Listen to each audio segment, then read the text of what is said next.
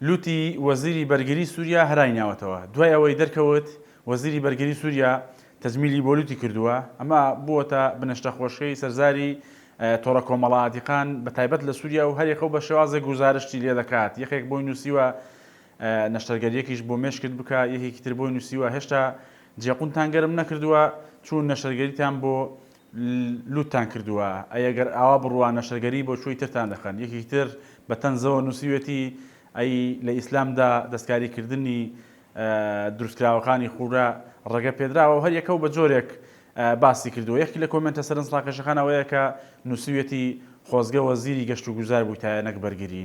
ئێمە بۆ دروستی ئەو بابەتە سەردانی پەیجی وەزارەتی بەرگری سووریامان کرد. دەرکەوت دوامین جار کە وەزیری بەرگری بەو لوتەی کە پێشتر دەرکەوتووە لە ڕۆژی 23/4 2025 بووە. لەو کاتەوە دەرنەکەوتووە تا 11 مانگە. 11 مانگە وەزیر بە لوتێکی تەزمیلکراوەوە دەرکەوتووە کە تەواو ڕوخسار و شێوەی وەزیری گۆڕیوە. درۆنەکەم گەنجیشی کردوێتەوە.